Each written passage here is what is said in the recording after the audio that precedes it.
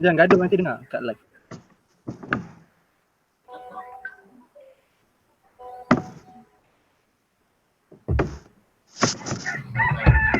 Okey, baik. Bismillahirrahmanirrahim. Assalamualaikum dan selamat sejahtera. Bertemu kita sekali lagi dalam Campus Live Talk, anjuran MPP Unicell HCP Connect bagi sesi yang ketiga pada pagi ini. Baiklah, sebelum itu saya memperkenalkan diri saya terlebih dahulu. Nama saya Muhammad Iznul Hakim bin Rosli, Timbalan Presiden Majlis Perwakilan Pelajar Unicell Universiti Selangor bagi tahun 2019 dan 2020. Baik, sebelum kita bergerak kepada persoalan, saya ingin memperkenalkan panel kita terlebih dahulu.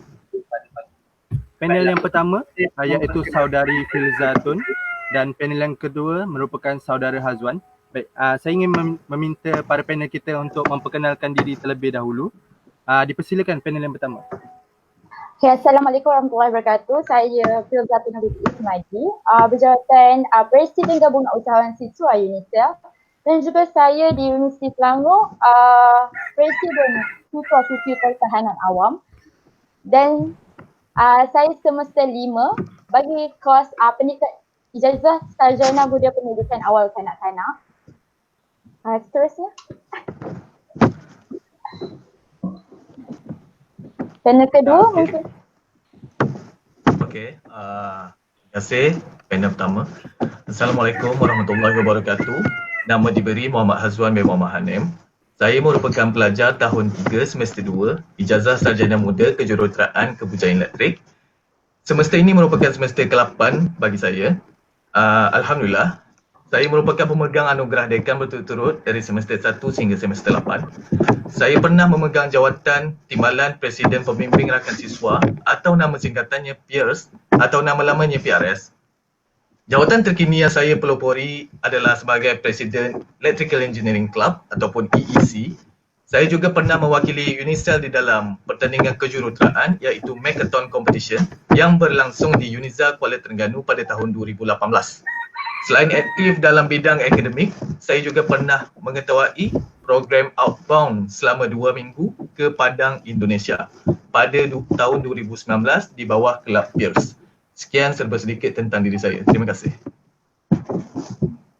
Okey, baik. Terima kasih pada panel kita yang dihormati. Baiklah, kita akan ada untuk pengetahuan semua bagi barang sesiapa yang ingin menunjukkan soalan. Anda semua boleh tujukan soalan pada bahagian akhir sekali iaitu pada bahagian Q&A. Jadi kita ada semua sekali ada 3 round. Okey, setiap satu round ada satu soalan untuk panel kita menjawab. Baiklah, kita akan masuk kepada round yang pertama terlebih dahulu.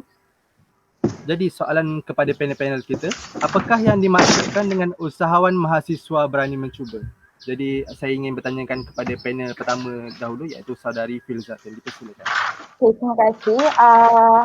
Pada saya sendiri, usahawan berani mencuba itu pelbagai, meluas. Berani mencuba dari segi usahawan, dari segi pembelajaran, dari segi pelbagai lagi. Sebagai contoh dari sudut usahawan, berani mencuba, kita berani untuk mengeluarkan modal untuk memulakan bisnes.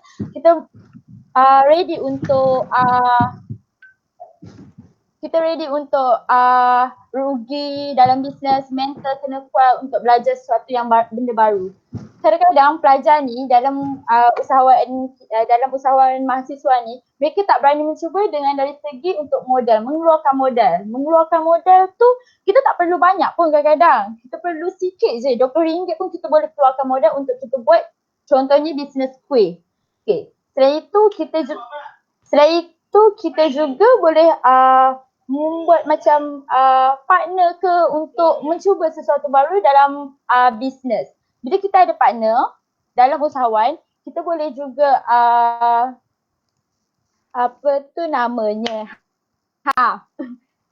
dalam usahawan kita boleh juga bila ada partner contohnya kan, kita RM200 kita keluar untuk modal. Okay, partner kita keluarkan duit untuk RM200 juga. So kita ada RM400 untuk melopori kita punya bisnes. So kita boleh keluarkan kita punya bisnes tu, kita punya duit tu, modal tu untuk bisnes kita. kita keluar untuk modal itu sahaja. Okey, sharing yang baik daripada panel yang pertama. Jadi panel yang dua dipersilakan untuk kemukakan anda punya pandangan. Dipersilakan. Okey, baik. Terima kasih moderator dan panel yang pertama. Okey. Baik, apakah yang dimaksudkan dengan usahawan mahasiswa berani mencuba? Di sini saya akan huraikan maksud setiap perkataan.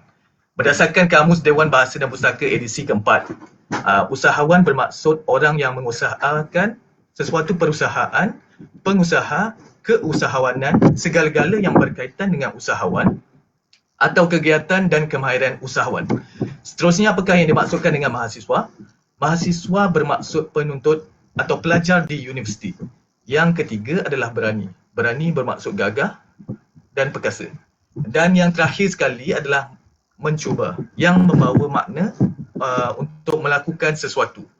Okey, oleh itu, apa yang saya dapat simpulkan di sini pada pandangan saya, usahawan mahasiswa berani mencuba ialah seorang pelajar universiti yang mempunyai sifat yang berani untuk melakukan sebarang aktiviti jualan atau dagangan, tidak kira offline atau online.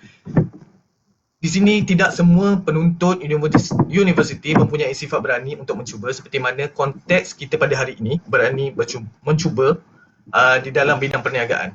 Kata-kata yang biasa kita dengar dan amati yang 9/10 daripada rezeki adalah datang daripada perniagaan, dan walaupun ianya bukanlah hadis yang sahih tapi hadis dhaif, tapi kita boleh ambil iktibar juga dari kata-kata tersebut kerana boleh kita lihat bahawasanya top 10 kekayaan dimiliki oleh ahli perniagaan.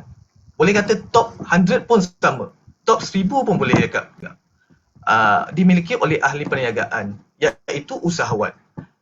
Walaupun ramai cakna dengan perkara tersebut, namun ramai juga tidak berani untuk mencuba, untuk bergelar sebagai seorang usahawan apabila lagi kita mempunyai tanggungjawab yang utama, iaitu sebagai seorang penuntut di universiti. Semua orang dilahirkan, pada pandangan saya, semua orang dilahirkan sebagai seorang usahawan. Kenapa saya berkata sedemikian? Kerana kita sering kali berpendapat bahawa usahawan hanyalah jual beli sesama manusia. Tapi bekerja dalam sektor kerajaan maupun sektor swasta pun boleh dikategorikan sebagai seorang usahawan. Kenapa saya cakap macam ni? Ini kerana apabila kita sudah pun bekerja, kita akan dibayar gaji. Kenapa kita dibayar gaji oleh majikan? Kerana kita boleh melakukan tugas-tugas yang dikehendaki oleh majikan. Ini adalah dinamakan sebagai skill. Skill yang kita ada sebagai contoh, skill accounting, skill IT, skill sales, skill marketing. Kita akan jual skill yang kita ada tu kepada majikan secara tidak sedar. Dan oleh sebab itulah boleh dikategorikan sebagai bayar gaji kita berdasarkan usahawan. Kenapa saya cakap skill yang kita ada? Ini kerana apabila kita sudah pun bekerja, kenapa saya sebut kita akan dibayar gaji, orang juga adalah dilahirkan sebagai seorang usahawan. Terima kasih. Okey, baik. Terima kasih panel pertama dan panel kedua kerana berkongsikan pandangan mereka berkenaan dengan apakah yang dimaksudkan dengan usahawan mahasiswa berani mencuba. Baiklah, kita sudah habis round yang pertama. Kita bergerak kepada round yang kedua, iaitu bagaimanakah seseorang mahasiswa tersebut ingin memulakan sesuatu perniagaan. Okey, baik, kita mulakan dengan panel yang pertama, dipersilakan.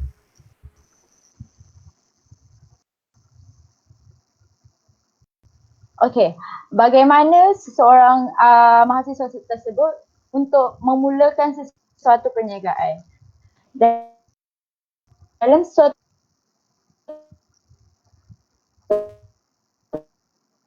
perniagaan kita perlukan modal. Tak perlukan modal pun kita boleh buat.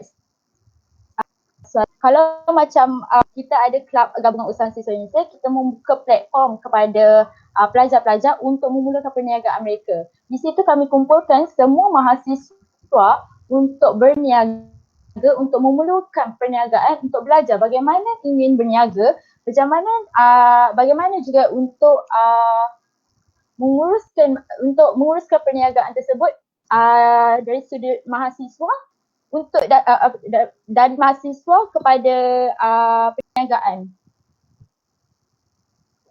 Okey, di sini kepada company-company perniagaan di luar sana. Kita boleh juga mengeluarkan modal untuk perniagaan tersebut. Terima kasih.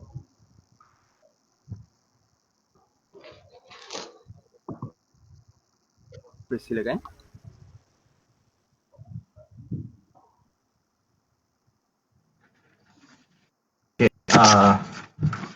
Okey. Sebenarnya soalan yang ditujukan ialah bagaimana seorang mahasiswa tersebut ingin memulakan sesuatu perniagaan. Okey, sebenarnya topik ini sangat berat dan banyak details yang perlu dijelaskan secara mendalam dalam tempoh yang singkat. Tak apa, saya cuba pendekkan dan ambil poin-poin yang penting saja. Okey. Kebanyakan kapasiti seseorang mahasiswa dalam konteks modal adalah sangat terhad. Seperti yang Cik Filza cakap tadi, ialah duit kita untuk hidup di universiti, membeli bahan, bahan bacaan, print bahan-bahan pembelajaran, makan, minum, wayang, dan sebagainya, menghadkan lagi modal untuk kita berniaga. Oleh itu, saya akan sentuh cara untuk memulakan perniagaan dalam konteks seorang pelajar yang sedang menuntut di universiti. Okay. Anda boleh ambil kertas dan pen dan catat serba sedikit apa yang saya ingin berkatakan ni. Okay. Di sini saya akan beritahu step by step bagaimana saya memulakan perniagaan saya yang anda juga boleh jadikan ia sebagai contoh atau blueprint untuk bergerak sebagai seorang usahawan mahasiswa. Perlu diingatkan, disclaimer, ia bukanlah satu perkara yang mudah, tapi bukanlah juga suatu perkara yang susah. Ada ke dalam hidup ni benda yang senang? Tak ada. Okay, let's move on to the first step, English. Langkah pertama, apa yang mahu kita jual? Apa produk yang anda mahu jual? Untuk menjual, kita mestilah start small and dream big. Start small bermaksud anda boleh berniaga apa sahaja yang anda ada pada diri anda pada waktu ini. Sebagai contoh, diri saya sendiri, saya mahir dalam menggunakan Adobe Photoshop dan Adobe Illustrator. Ianya adalah sebuah software untuk membuat design. Saya menjual skill design saya kepada prospek pelanggan saya. Contoh yang lain juga yang saya boleh ambil ialah contohnya skill fotografi, skill mengajar. Jadi apa yang anda boleh? Antara skill itulah yang anda boleh jual. Dengan cara ini, saya boleh menggunakan zero modal untuk berniaga. Modal saya kosong.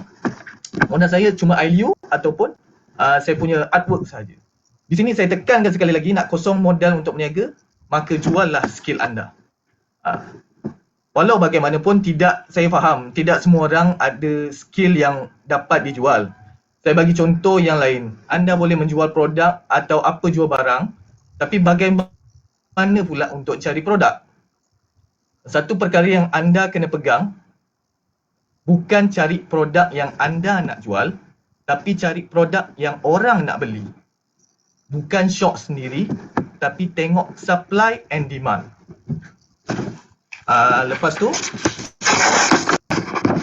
contohnya COVID-19 ni membuatkan masyarakat create new norms, which is lebih pentingkan hygiene dan semua orang mencari mask. Mask dan hand sanitizer tu adalah demand buat masa ni, dan semasa PKP 1, harga mask melambung sehingga RM100 lebih hanya untuk satu kotak yang sebelum ni hanyalah berharga lebih kurang RM20 hingga RM30. Kerana supply yang sedikit dan demand yang tinggi, harga jualan naik mencanak, tapi orang tetap beli juga. Jadi untuk mencari produk juga, anda mestilah lakukan sedikit research. Tapi jangan tunggu lama-lama. Buat je dulu apa yang anda rasa ianya adalah produk yang bagus untuk dijual, kerana kita tidak tahu nasib kita macam mana. Mungkin we have good luck on that product that we choose, produk boleh berubah-ubah sementara kita masih dalam proses awal yang hendak cuba berniaga. Okey, yang kedua, cari supplier. Bila dah dapat produk tu, cari supplier ini boleh dibagikan kepada beberapa kategori. Jika anda mahu berniaga tanpa modal, anda bolehlah menjadi ejen dropship. Apa itu ejen dropship kan? Ejen dropship adalah anda hanya menjual produk tanpa mengeluarkan modal untuk membeli barangan produk. Tapi supplier anda ataupun ejen stokis anda, ejen atasan yang akan postkan barang anda bagi pihak anda. Tugas anda hanyalah untuk mencari pelanggan saja. Anda juga tidak perlukan sebarang modal kecuali jika ada yuran pendaftaran untuk join ejen dropship tersebut. Contoh produk yang kita sudah pilih adalah hand sanitizer dalam kes ni. Cari supplier yang memborong hand sanitizer tersebut dan jadilah ejen dropship di bawah supplier tersebut. Untung kecil tak apa. Biar margin 30% tak apa. Asalkan berterusan. Jika anda mempunyai sedikit modal, anda bolehlah membeli produk itu secara borong pula. Like beli hand sanitizer 10 biji, dapatkan harga lebih murah. Jual balik dengan harga runcit. The more you borong, the more you untung. But bear in mind, untung kecil tak apa asalkan berterusan dan dari sini anda boleh berfikir dengan lebih jauh lagi untuk mengembangkan bisnes anda. Yang ketiga, cari platform untuk anda menjual produk anda tersebut. Menjual secara online ataupun offline di dalam dunia serba moden sekarang ni menggunakan platform online adalah sangat rancak. Ditambahkan lagi dengan isu semasa sekarang ni, pandemik COVID-19 dan kawalan pergerakan menjadikan platform online begitu sesak sekali. Jadi highway online tu sendiri tengah sibuk sekarang. So platform-platform tersebut sebagai contoh Instagram, Facebook, WeChat, Carousel dan sebagainya. Platform-platform tersebut anda boleh jadikan kedai alamaya anda. Dan jika anda hebat lagi, anda boleh gunakan website. Itu bila anda dah ada modal yang cukup untuk set up anda punya website juga. Contoh platform yang lain ialah Shopee. Shopee tak menjual produk kan?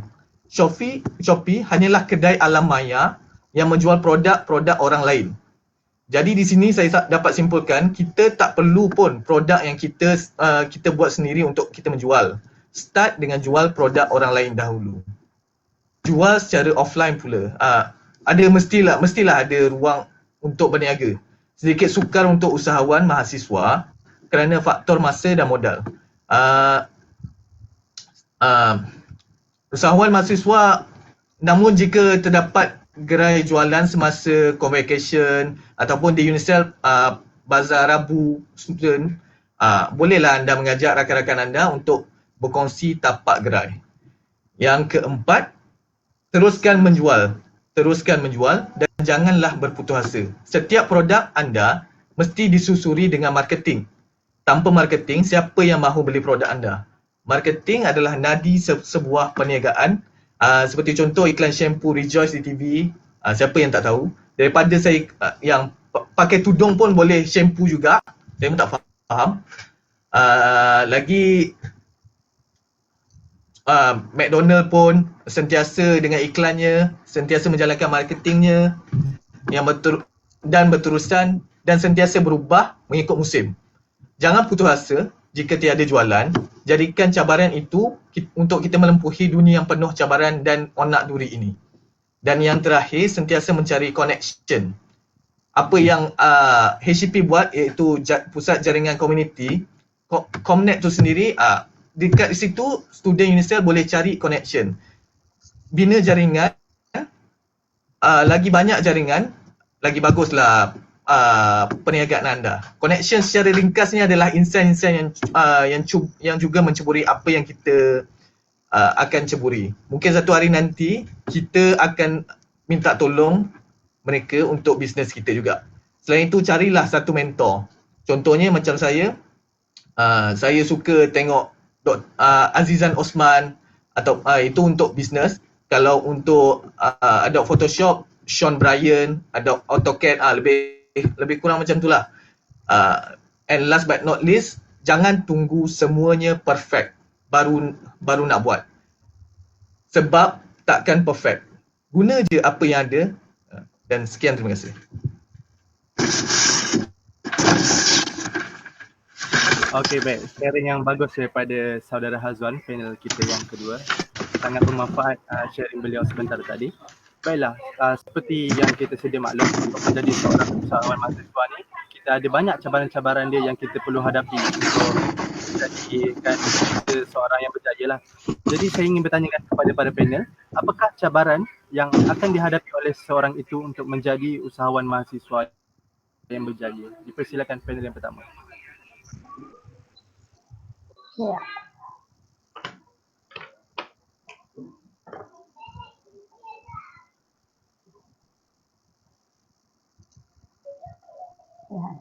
Okey. Cabaran mahasiswa yang terlalu ramai mahasiswa memberikan alasan untuk menjadi usahawan adalah pengurusan masa. Ada yang mengatakan guru tu saya pelajar, saya student, tak ada masa nak uruskan bisnes, tak ada masa nak fikirkan bisnes ni, nak jaga lagi. Okey, macam kami BUSU, kami ada menyediakan pasar Rabu. So bila kami membuka peluang, membuka platform kepada mahasiswa untuk berniaga, untuk mencari pendapatan mereka di Universiti Selangor, sebab pelbagai klienlah, pelbagai ragam mahasiswa cakap tak ada duit, duit tak cukup pinjam duit kawan. Tapi bila kita buka platform untuk mencari duit, pelajar memberi alasan tiada masa. Bagaimana ingin mengatasi tiada masa tu? Okey, saya memberi contoh kepada kami punya peniaga sendiri di Pasar Rabu. Okey, satu tapak mereka kongsi 2 orang. Ada yang berkongsi sampai 3 orang sebab ada yang 2 orang classmate, seorang lagi bukan classmate. So mereka buka gerai daripada pukul 3 petang hingga pukul 9 malam.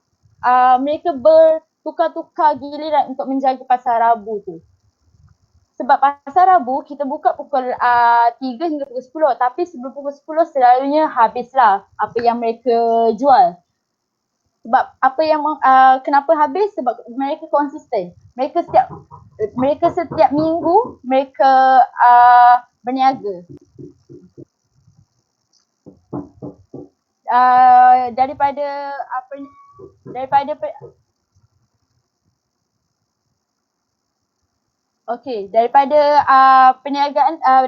perniagaan tersebut mereka konsisten, mereka menjual setiap minggu.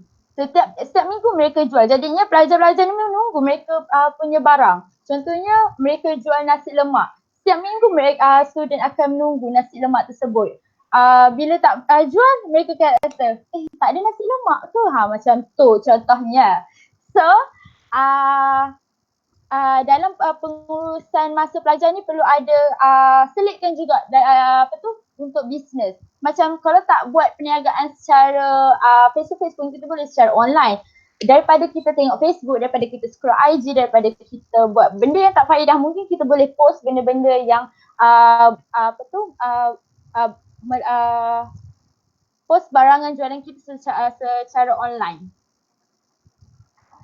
Lepas itu seterusnya cabaran dari segi kewangan. Okey, pelajar ni mereka macam mana okey, bukan pelajar je, saya sendiri. Pada mulanya saya sendiri, jadual saya pun terlalu pack. Jadi macam mana macam mana saya sendiri menguruskan masa tersebut. Saya membahagikan. Okey, apa yang penting, apa yang tak penting. 2019 saya out semua apa yang benda tengok wayang ke, lepak dengan kawan, semua saya kurang. 2019 semua saya fokuskan kepada saya punya kelab persatuan, saya punya bisnes, saya punya pelbagai lagi. Okey, dalam kewangan, cabaran pelajar dalam kewangan ni. Okey, bila meniaga, pelajar tidak simpan kewangan tersebut untuk modal seterusnya. Bila dah dapat duit, mereka ni, bukan mereka je, saya sendiri. Pada mulanya saya sendiri, bila buat bisnes je dapat duit, kita habiskan. Lepas tu next niaga, macam mana ni, tak ada modal ni nak buat bisnes ni, aku nak duit lagi. Macam mana ni? Daripada situ kita boleh bahagikan kita punya kewangan tu dari segi kita punya rolling modal, kita punya keuntungan, kita punya apa yang kita nak belanja daripada situ. Contohnya kita modal RM20, takkan RM20 minggu depan RM20 pun tak dapat lagi RM20, bukan? So kita kena simpankan RM20 tu, bahagikan apa yang kita nak belanja dan bahagikan apa yang kita nak guna. Okey. Seterusnya juga, selain itu, peniaga pasar Rabu juga bukan sahaja mereka gila-gila. Bila mereka dah konsisten, mereka setiap minggu berniaga, mereka dah tahu macam mana nak uruskan keusahawan, macam mana nak uruskan kewangan. Mereka mengambil pekerja student. Okey, bila kita mengambil pekerja student ni, kita bantu student tersebut dan macam ni. Okey, kalau kita kalau kita ambil seorang pekerja itu student, mereka nampak apa kita punya bisnes. Kita pun sebagai leader, kita kena ajar juga, selitkan juga biar terapkan mereka dalam kesusahan tu macam mana. Okey, terima kasih. Okey, baik. Terima kasih panel yang pertama. So kita bergerak kepada panel yang kedua. Panel yang kedua, dipersilakan. Okay, bismillahirrahmanirrahim. Sorry tadi lama sangat. Okay, soalan yang ditujukan memang sangat bagus. Jadi pada pandangan saya, apakah cabaran untuk menjadi usahawan mahasiswa? Buat apa pun dalam dunia ni pasti akan ada cabaran. Betul? Nak makan pun ada cabaran. Apatah lagi nak belajar ataupun nak menjadi usahawan. So kita perlu ingat dunia adalah tempat kita diuji dan tempat yang penuh onak duri. Oleh itu, redah je. Buat sampai jadi. Memang akan ada cabaran. Confirm. Kerja kerajaan pun ada cabaran juga. Okey, seperti yang kita sedia maklum, tugas hakiki sebagai seorang pelajar adalah untuk belajar. Tetapi usahawan mahasiswa yang mempunyai tugas yang lain iaitu berniaga. Cabaran, of course, it is there, right? So oleh itu mahasiswa perlukan pengorbanan. Berkorban dari segi masa, wang dan sosial. Let me explain untuk berkorban daripada segi masa tu. Tapi tadi Filza pun dah terangkan, ini pandangan saya. Anda perlu bijak untuk membahagikan masa. Masa adalah satu perkara yang sangat penting kerana dalam Al-Quran juga Allah dah bersabda, demi masa sesungguhnya manusia kerugian kecuali mereka yang beriman dan beramal soleh. Mereka menyuruh kepada kebenaran dan menyuruh kepada kesabaran. Dan pepatah Arab juga ada mengatakan masa ibarat pedang. Jika kita tidak menggunakan untuk memotong, ia akan memotong kita. Oleh itu, dapat saya simpulkan kat sini yang pentingnya pengurusan masa bagi mahasiswa itu sendiri. Pastikan setiap pagi anda akan tulis to-do list. Buat apa yang priority. Contoh, hari ini perlu submit assignment. Siapkan tugas hakiki kita sebagai seorang student. Kita nak banggakan siapa? Mak bapak bukan? Siapkan benda tu dulu. Lepas tu, pengurusan masa memang penting. Buat penting dulu. Jangan jadi seperti yang dikejar tak dapat, yang dikendong berciciran. Cabaran yang seterusnya adalah cabaran wang. Of course, student have limited sources amount of money. But lainlah kalau korang anak orang kaya kan. Yang 7 keturunan pun makan tak habis. Tapi kebanyakan orang bukan macam tu. Bukan 1% of the world population. Tu lain cerita. Cerita kita sekarang ni, kita student yang struggle dengan duit yang kita nak buat bisnes. As I said before, kita boleh berbisnes dengan zero modal ataupun menjadi agent dropship. Ada setengah tempat yang menawarkan zero modal juga untuk agent dropship. Itu kena cari. Boleh juga PM saya boleh bagi tahu. Kebiasaannya yuran agent dropship adalah yuran komitmen daripada supplier. Komitmen saja. Untuk melihat kesungguhan yang kita ada. Biasanya yuran serendah 100 ke bawah lah yang biasa saya survey, dan ada yang 20, 30 atau 50, depends. Pandai-pandailah cari kat Google, IG, Facebook, Carousel dan sewaktu dengannya. Main Instagram boleh, main TikTok boleh, main game boleh, allocatekan masa untuk buat research. Okey, cabaran seterusnya adalah daripada segi aktiviti sosial. Of course lah, masa kita dengan kawan-kawan, adalah terhad. Mungkin kita juga akan kurang kawan kerana kurang masa bersama, seperti contoh untuk keluar, tengok wayang ataupun buat aktiviti lain bersama, pergi main kayak dekat Unicell ataupun pergi gym ke. Tapi jangan jadikan itu sebagai alasan. Kita boleh join. Bukan tak boleh join, tapi sekali dua kali, jika kita pandai menguruskan masa dengan baik. Okey, cabaran yang terakhir yang saya ingin rungkaikan adalah risiko kerugian. Mesti ada. Perkara yang indah di dalam dunia bisnes adalah when you get profit, right? So macam-macam kita fikir nak beli. Tapi ingat, remember to proper management of your money. But overjoy, kerana kita kena ingat juga risiko kerugian di dalam bisnes. Jika bisnes skill kita seperti menjual servis dengan servis design dengan zero modal, risiko kerugian tu mungkin rendah. Tapi jika anda mengeluarkan wang yang banyak, risiko akan menjadi lebih banyak. Jadi semakin tinggi risiko, semakin tinggi pulangan. Okey? Jadi akhir kata daripada saya, lihatlah pada rezeki yang melimpah ruah, bukan lihat kepada nasi yang tumpah. Cari ruang, cari peluang dan cari wang. Sekian, terima kasih. Okey, baik. Terima kasih panel kedua iaitu saudara Hazwan. Baiklah. Jadi kita sudah habis round yang ketiga. Selepas ini kita akan masuk kepada question and answer. Jadi saya akan bacakan persoalan-persoalan yang diajukan oleh kita punya viewer daripada Facebook page kita. Jadi soalan yang pertama adalah daripada saudara Encik Izon kita. Pelajar yang berniaga dan perolehi untung, mereka bayar zakat ataupun tidak? Jadi kita buka jawapan kepada panel pertama ataupun panel yang kedua ingin menjawab soalan tersebut, dipersilakan.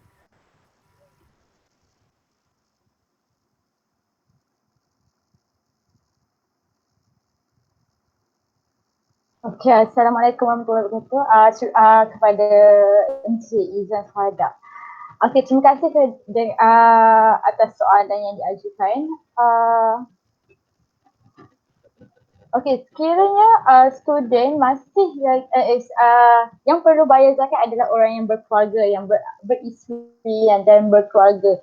Jika seorang tu masih lagi tanggungjawab parents, untuk bayar zakat tu, ini apa yang saya tahulah, zakat tu perlu dibayar oleh bapa kita yang perlu bayar, parents kita yang perlu bayar zakat tersebut. Terima kasih. Okey, baik. Terima kasih panel yang pertama. Seterusnya panel yang kedua, dipersilakan. Okey, terima kasih. Soalan bagus daripada Cik Izwan Syuhada kita, pengarah pusat jaringan Comnet. Okey, soalan dia, pelajar yang berniaga dan perolehi untung, bayar zakat tak? Okey, apa yang saya pelajari sepanjang saya berniaga,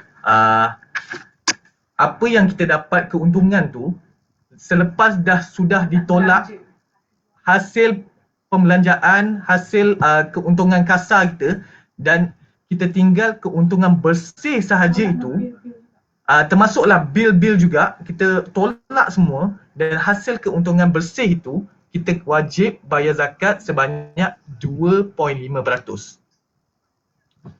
Okey, kalau saya salah, minta tolong betulkan. Tapi itu yang saya belajar dan itulah jawapan saya buat soalan yang ditujukan. Terima kasih.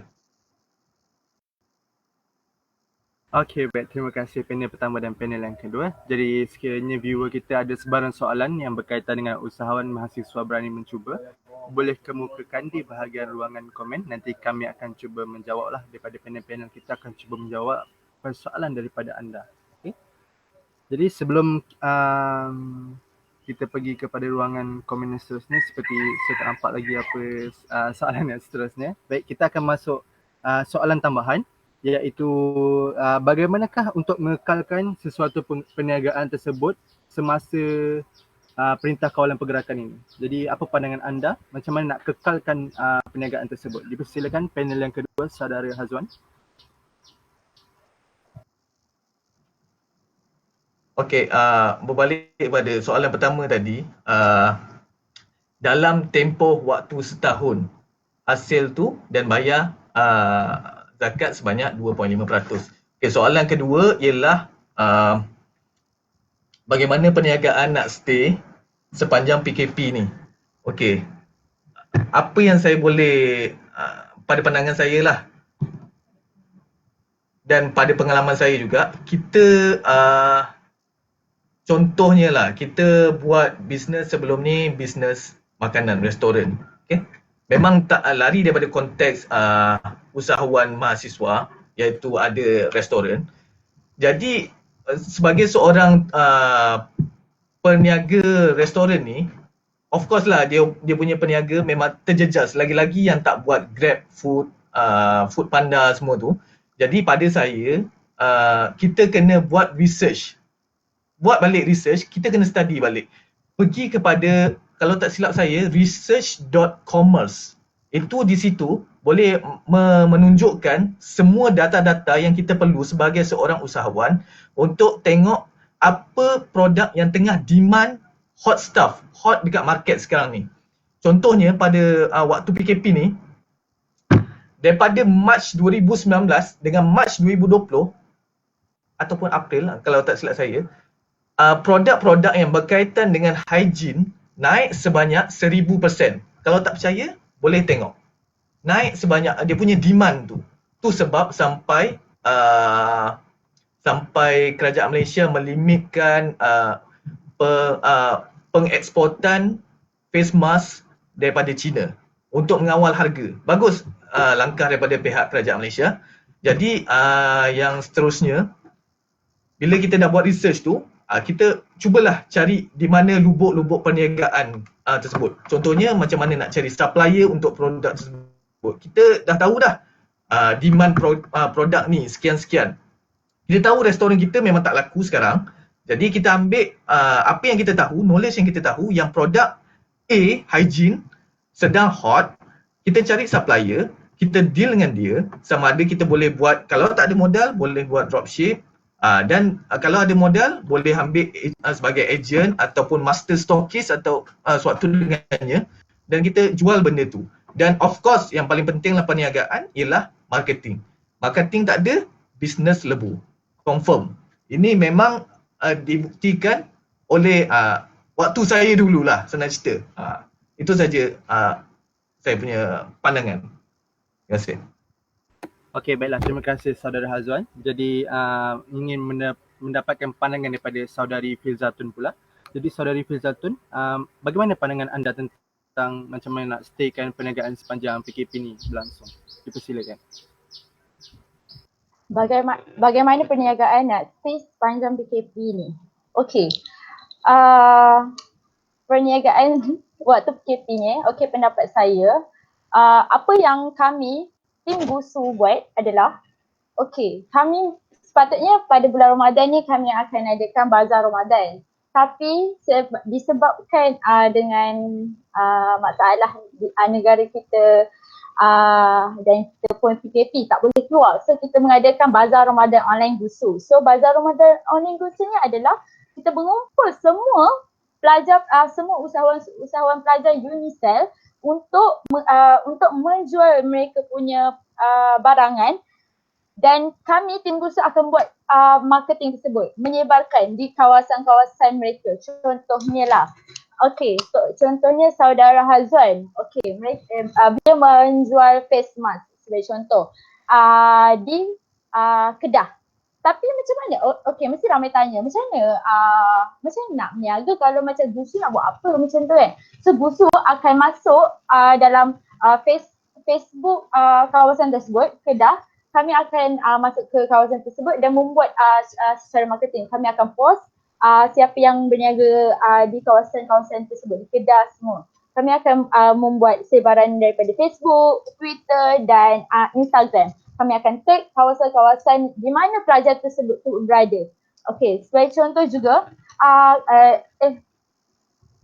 sebagai macam pelajar-pelajar di UNICEF juga, kita ada terkandas, ada juga pelajar yang terkandas di UNICEF. So kita membuka kita menolong pelajar di UNICEF ni untuk mencari juadah. Bagaimana mereka nak mencari juadah berbuka? Kami akan membuat delivery makanan pelajar tersebut yang berdekatan dengan UNICEF Selangor akan buat delivery makanan sekiranya pelajar UNICEF nak membeli makanan tersebut ataupun barang-barang tersebut. Okey, itu contohnya makanan. Kita boleh jual makanan, makanan. Dan sebagai contoh, kalau barangan juga, kalau pelajar-pelajar ada jual barangan,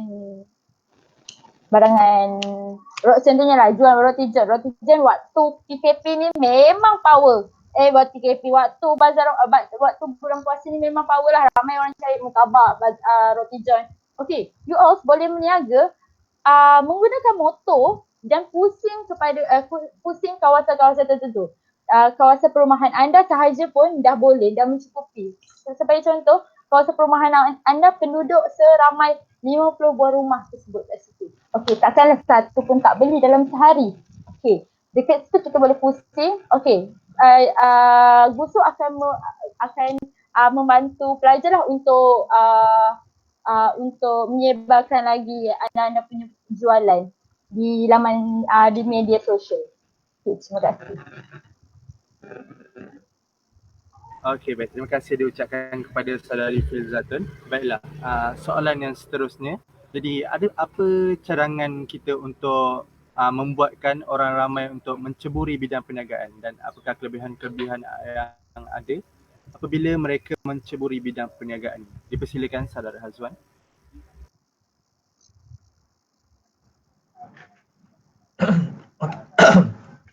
Okey, soalan ni agak susah.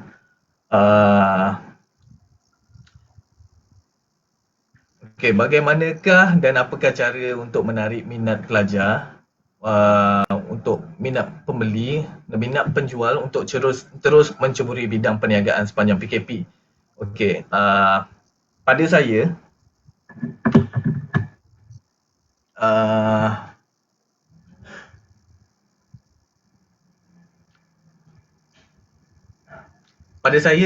dunia perniagaan ni, dunia usahawan ni sangatlah, ialah dunia yang sangat interesting pada saya. Sebab kita biasa terikat dengan jadual, jadual pergi ke kelas Isnin sampai Jumaat, pagi sampai ke petang. Dan bila kita menceburi dunia perniagaan ni, kita masuk kepada dunia yang tidak tentu, into the unknown, bahasa Jawa kuno.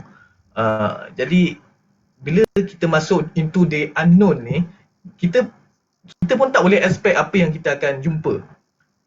So bila macam tu, itu yang pada saya membuatkan lebih interesting lah untuk kita menceburi bidang ini. Dan of course lah, tipulah kalau saya cakap yang bila saya berniaga, saya tak target untuk dapat duit. Semua benda memang memerlukan duit. Bukan semua benda memerlukan duit, tapi semua benda perlukan duit. Jadi itu mungkin juga boleh menjadikan sebagai batu loncatan lah untuk para mahasiswa untuk menceburi bidang usahawan ni. Jadi seperti Presiden Gabungan Usahawan Mahasiswa UNICEF kita, Gusu telah menyediakan platform untuk para mahasiswa yang ingin mencuba. Jadi kita cuba dulu, baru kita tahu apa yang bakal menemui kita lah kelak. Okay, itu saja. Terima kasih. Okey, baik. Terima kasih saudara Hazwan. Seterusnya kita bergerak kepada saudari Filzatun. Dipersilakan.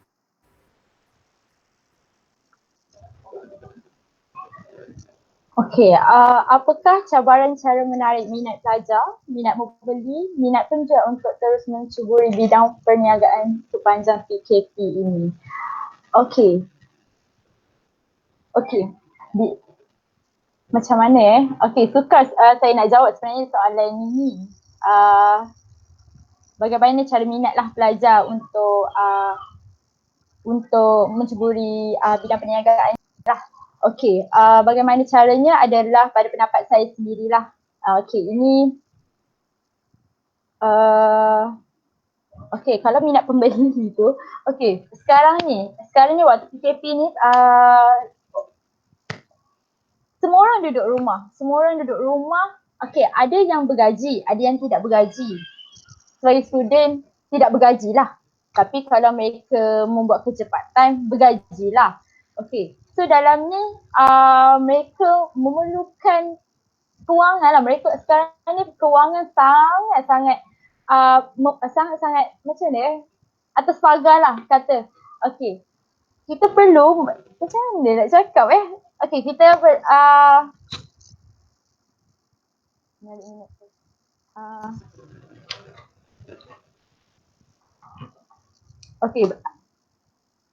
okey, bagaimana macam mana nak cakap ni?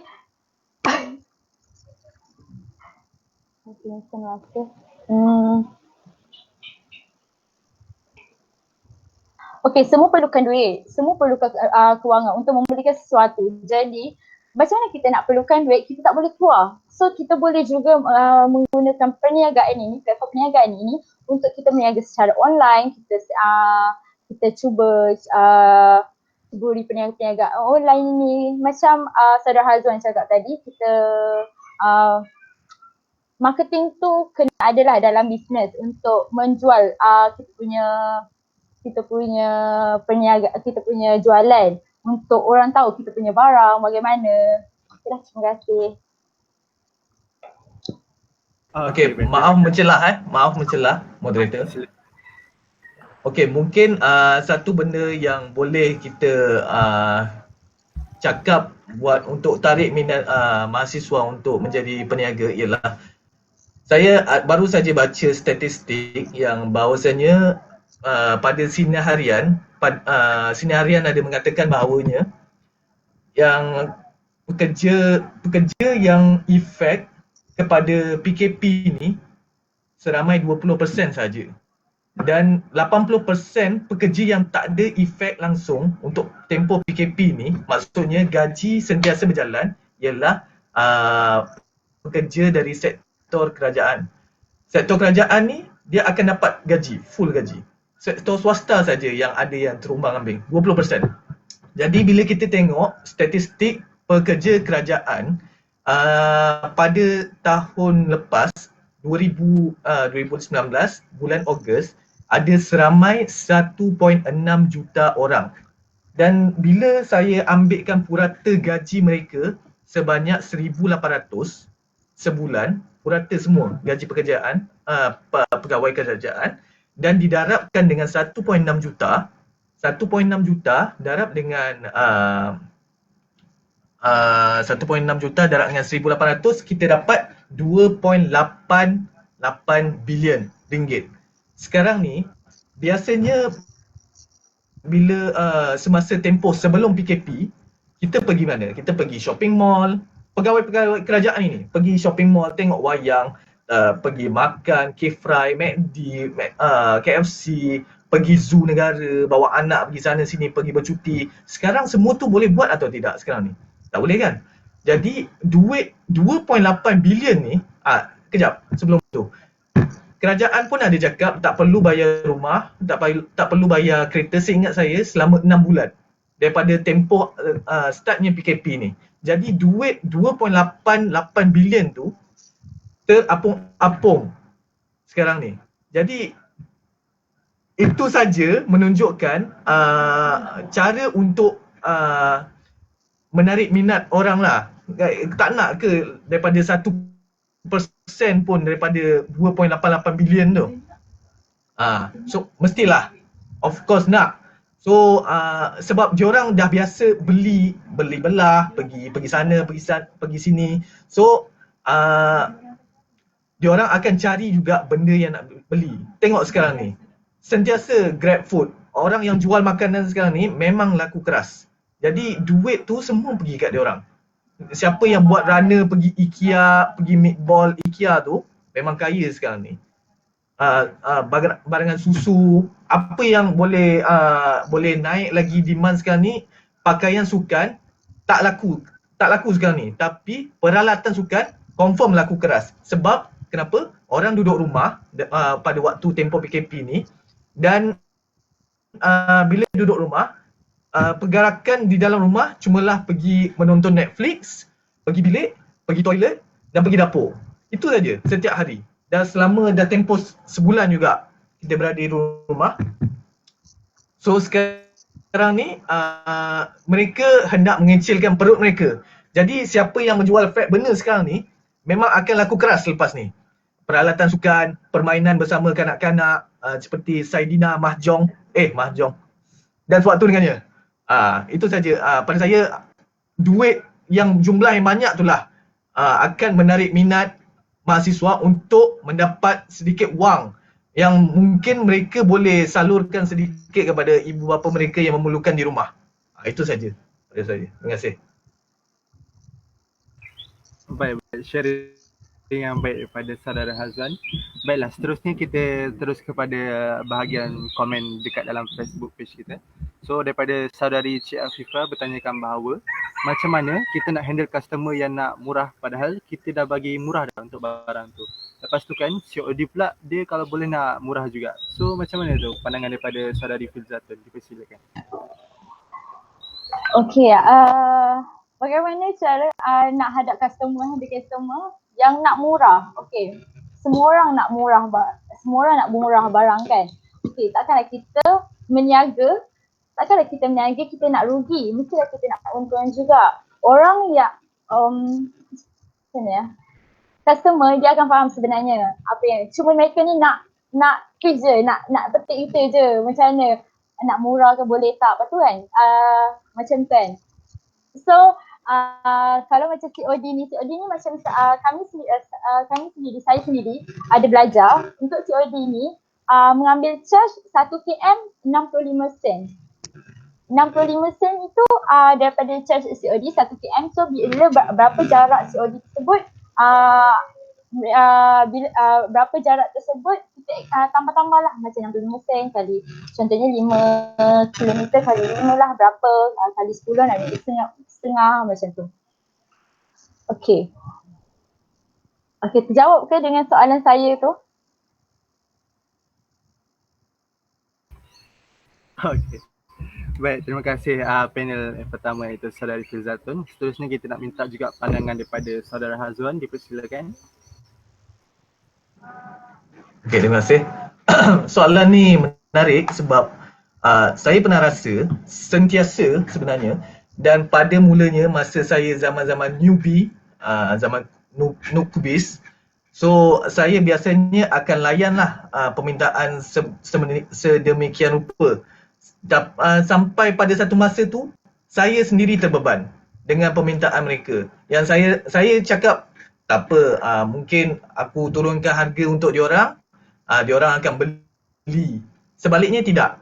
Diorang akan tetap, customer-customer yang berperangai macam ni tetap akan meminta murah daripada kita, dan dia minta lagi murah daripada orang lain. Orang tu boleh bagi saya RM5, kenapa awak tak boleh bagi saya RM5? Dia akan cari sampailah. Orang macam ni memang tak akan pupus di muka bumi. So kita kena reda sahaja. Dan pada saya, bila saya dah lama berkecimpung dengan bidang keusahawanan ni, saya akan buat bodoh je dengan permintaan ini. Dan saya cakap, contohnya permintaan design saya ada tetapkan cas-cas sedemikian rupa, dan kenapa dia orang cakap harga sedemikian. So saya akan cakap kerana saya sudah berpengalaman, dan kalau Encik tak nak, Encik boleh pergi cari seller lain. Saya boleh bagi tahu IG mereka. Saya tak kisah.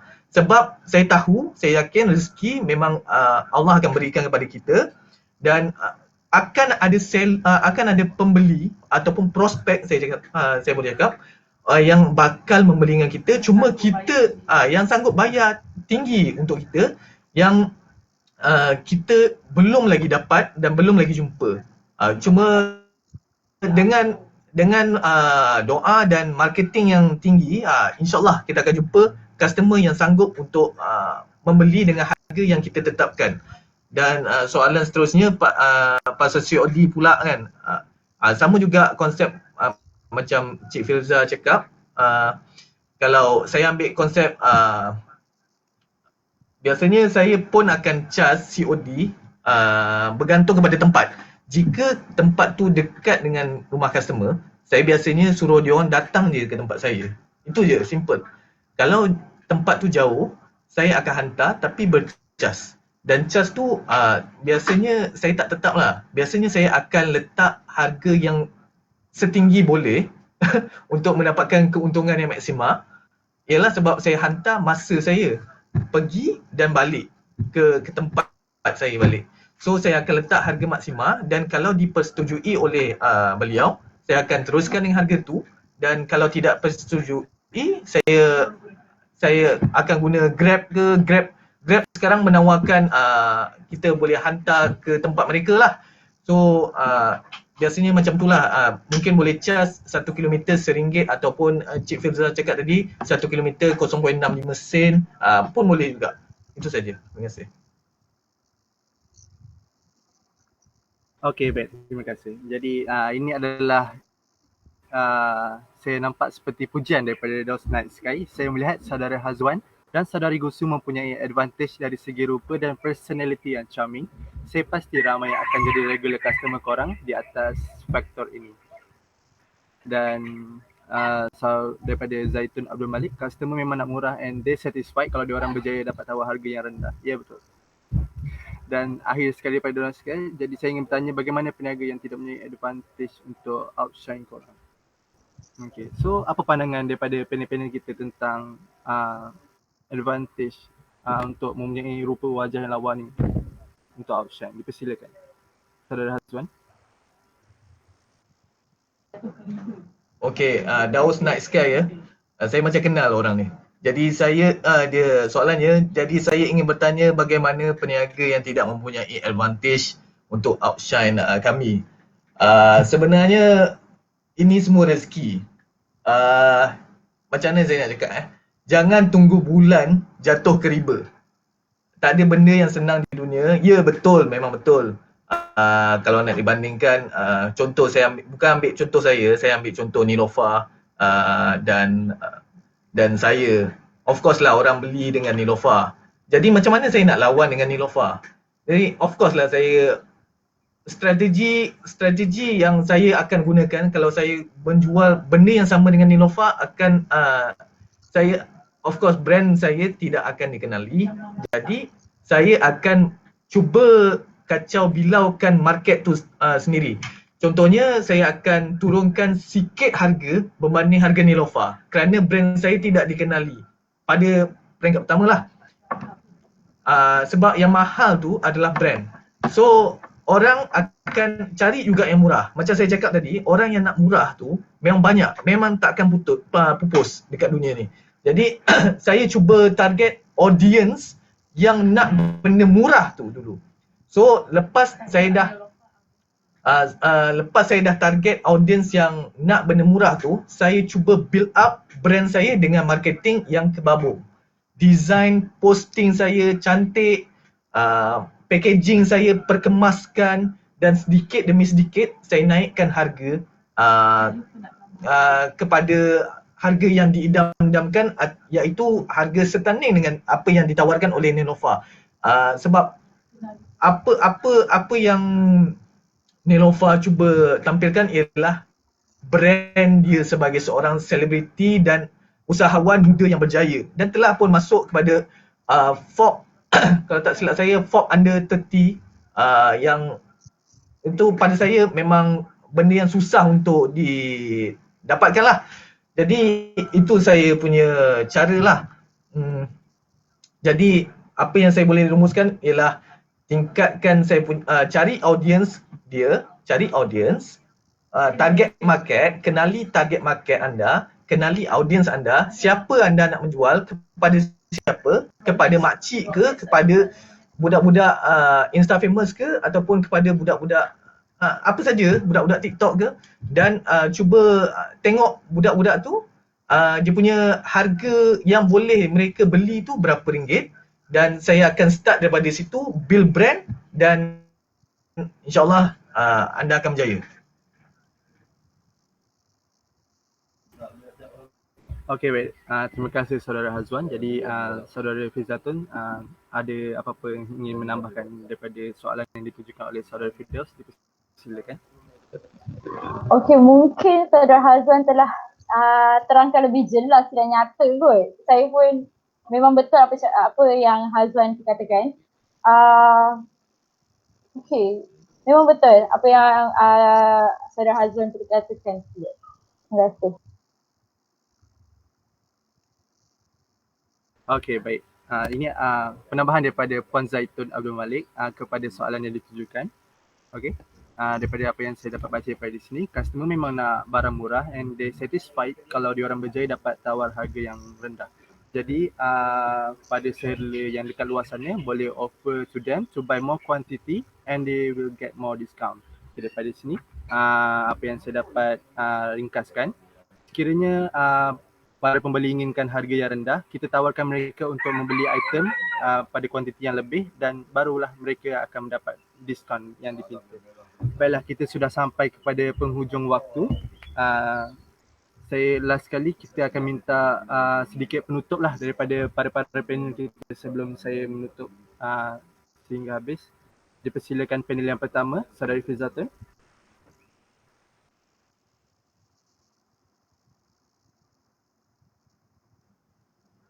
Mic, Cik Firza, mic. Okay, sorry. Okay, buat saja apa you all nak buat. Buat dengan berani yakin lah, tak payah orang nak cakap apa pasal hang je tahu apa yang hang nak. Okay. Ya, untuk Bazar Ramadan online, sesiapa yang ingin mencuburi dan cuba untuk berniaga secara online dan diuruskan marketing oleh Gusu, boleh pergi ke IG Gusu_Unicel untuk daftar sebagai Bazar Ramadan Online Gusu 2020. Terima kasih. Itu sahaja daripada Gusu Unicel. Baik, terima kasih Saudari Fizzatun. Seterusnya kata-kata penutup daripada Saudara Hazwan, dipersilakan. Okey, apa yang saya dapat rumuskan daripada pembicaraan kita, usaha mahasiswa yang hendak bergelar sebagai usahawan mestilah ada pengorbanan, itu yang penting, pengorbanan masa, wang, sosial dan possibility untuk ada kerugian. So masa no gain, mesti plan, mesti prioritize, wang keluar masuk tu mesti, wang money management tu penting. Is the key of business lah. Dan nadi bisnes seperti yang saya sudah sebutkan tadi ialah marketing. Tanpa marketing memang bisnes akan hancur. So kuatkan jaringan community, kuatkan jaringan networking is, bila orang ada network, dia adalah king. Itu sebab namanya networking. So dan apa lagi nasihat saya ialah, sekarang kita dalam fasa 20-an, jadi masa ini adalah masa yang sesuai untuk kita ceburi banyak benda. Jadi jangan takut untuk kita ceburi apa saja bidang yang kita hendak cuba. Contohnya sebagai bidang untuk menjadi usahawan. Jadi masa muda ni lah, contoh kalau kita fail, kita boleh fail awal dan bangun balik dan teruskan. So cari ruang, cari peluang dan cari wang. Lepas tu lihat pada rezeki yang melimpah ruah, bukan lihat pada nasi yang tumpah. Itu saja. Terima kasih. Assalamualaikum. Waalaikumsalam. Terima kasih Saudara Hazwan. Jadi sedikit input tambahan daripada saya. Sepanjang tempoh pembelajaran secara atas talian iaitu e-learning, unit kaunseling dan latihan HCP menyediakan perkhidmatan e-counselling menerusi aplikasi WhatsApp kepada semua pelajar aktif UNICEF. Jadi bagi mereka yang ingin mendapatkan perkhidmatan e-counselling, boleh merujuk nombor yang tertera di ruangan komen seperti yang dinyatakan oleh Puan Nur Helwat binti Samsuri. Terima kasih. Baiklah, jangan lupa untuk mengikuti sesi yang seterusnya pada malam ini jam 9. Saya ingin ucapkan terima kasih kepada para panel, viewers, tuan-tuan dan puan-puan yang sudi luangkan masa untuk melihat kami punya talk pada hari ini, dan pada pihak HCP khususnya Comnet kerana bersama-sama membantu bagi menjayakan Campus Live Talk. Jadi jangan lupa untuk follow, like dan share guys. Okay, terima kasih kepada semua frontliners yang menjaga kita. Jadi tanggungjawab kita pula adalah untuk duduk di rumah, jangan kesana kesini sekiranya tiada perkara yang penting. Baik, jadi sekian daripada saya. Assalamualaikum. Hashtag kita stay at home, MPP UNICEF, hashtag UNICEF awesome.